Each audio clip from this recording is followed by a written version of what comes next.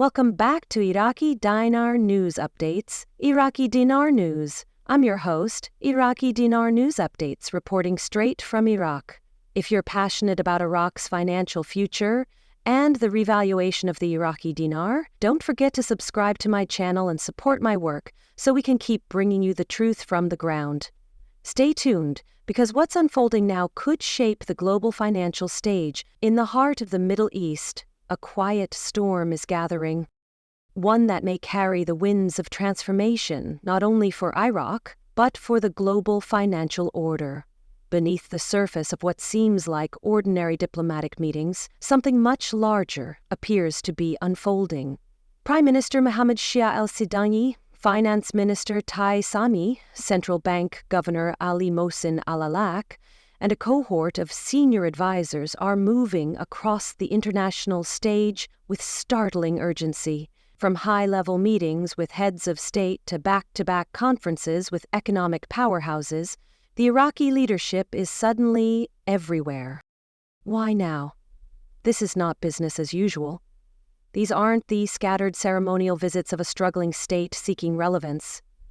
These are strategic, calculated moves with global implications. Something is brewing, and if you look closely, you'll see the pieces lining up. Shock. The world's quiet reorientation around Iraq for decades. Iraq has been framed through a lens of war, division, and instability.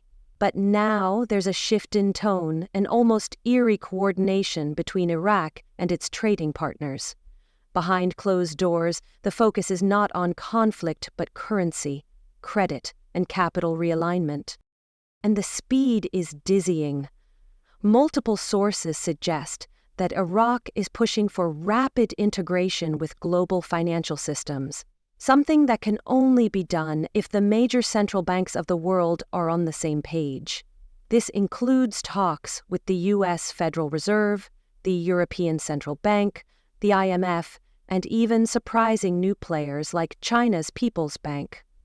There is no official confirmation of what is being agreed to, but when you see Iraq's financial leaders meeting quietly, methodically, and almost obsessively with global economic authorities, one thing is clear. This isn't routine diplomacy. This is coordination. The question is, coordination for what? Some believe we're witnessing the setup for a revaluation of the Iraqi dinar. Others speculate on a regional economic bloc that could rival established Western financial systems. Still more say it's part of a wider movement toward a digital currency framework, with Iraq positioned as a strategic node between East and West. Regardless of the specific mechanism, the message is shocking in its implication. The world's financial architecture is in motion, and Iraq is not just playing catch-up. It's being positioned as a central pillar in what may be a new global order. Hope, a region poised for redemption. But this isn't just about economics. It's about history. It's about redemption. For too long, Iraq has been a cautionary tale, a symbol of what happens when a nation rich in culture and resources is torn apart by geopolitical ambition. But those who know Iraq know something else, too. This is a country with resilience baked into its DNA. The Iraqi people have endured devastation, sanctions, foreign occupation, and internal division, and yet, through all of this, they've kept their eyes on a distant dream that Iraq could rise again, not in war but in wisdom and prosperity. Now, perhaps for the first time in generations, that dream feels within reach. If Iraq is truly syncing its financial system with the world's leading institutions, it means more than money, it means stability. It means the return of trust. It means jobs, investment, infrastructure, and hope.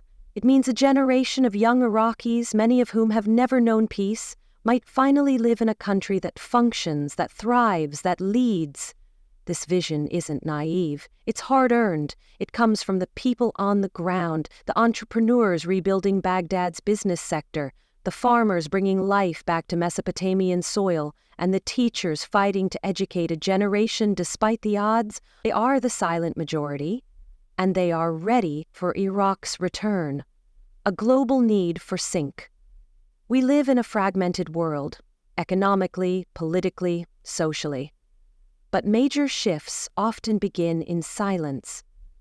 Before a tectonic plate moves, there are small, nearly imperceptible tremors. The sudden synchronized activity of Iraq's leadership could be one of those tremors. And maybe that's the most hopeful part of all. Because if Iraq, scarred, broken, underestimated Iraq, can realign, recalibrate, and reemerge with purpose, then maybe the rest of us can too. Maybe this is about more than currency revaluations or banking systems. Maybe it's about the world remembering how to move together again. Something is up, and whether it ends in a financial recalibration, a new trade framework, or a broader political realignment, one truth is clear. Iraq is no longer on the sidelines. It is re-entering the global conversation, not with weapons, but with strategy, diplomacy, and vision. The storm is quiet, the hope is loud, and the world, it seems, is starting to listen. Before I end, I want to ask all my friends watching, let's stay positive and patient, because patience truly is the key to success. Don't forget to subscribe to my channel and support me. Wishing you all a wonderful day.